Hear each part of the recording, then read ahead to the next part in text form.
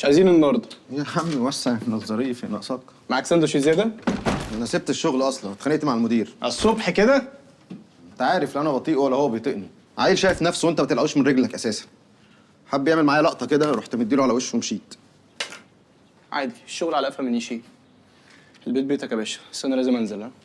طب ما تشوف لي معاك 200 جنيه كده.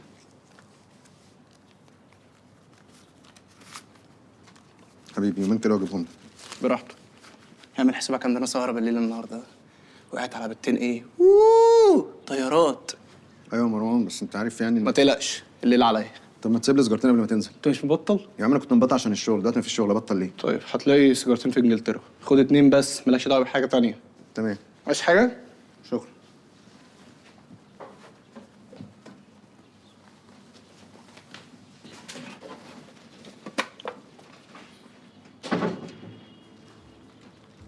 يخرب بيتك مروان، ايه ده؟ عايزه اطلب منك خدمه مهمه. خدمة؟ معناه انت عايزاني في حاجة بره الشغل؟ لا في الشغل، بس مش شغلك انت. المهم ان الموضوع سر ومحدش يعرف عنه حاجه. احنا بنتسرق. نعم. حسابات الضمان بتاعه العملاء فيها حاجه مش مظبوطه. طب الموضوع ده مش تبع شريف زيدان؟ هو مسؤول عن حسابات الضمان بس انا المسؤول عن كل الفلوس في الشركه. وبعدين مش اول ما تحصل مشكله هجري على مديري واقول له الحقني احنا بنتسرق.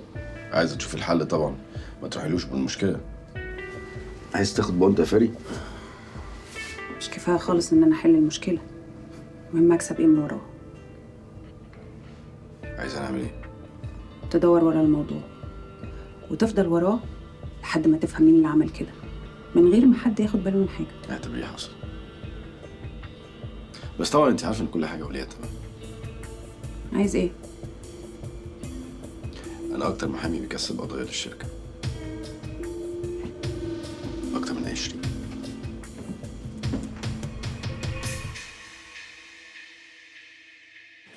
عايز تكلم نوى رفعت كلمها، انا مالي. ما انا كلمتها، واول ما عرفت ان انا من المكتب قفلت السكه في وشي. ما هو طبيعي يعني. ايوه بس استحاله تعمل معاك انت كده. ليلى انا جمعت عنها كل المعلومات وعرفت انكم صحاب. عشان كده مش عايزه اتدخل. بس الموضوع مهم جدا. انا مش طالب منك غير انك تاخدي منها ميعاد وانا اللي هروح اقابلها. اللي ممكن يخليها توافق تقابل واحد من شركه هي اترفدت منها ومش طايقه حد فيها. انت هتقنعيها. ايه اللي يخليني اعمل كده؟ عشان صدقيني انت مش عارفه السبب الحقيقي اللي خلاها تترفد.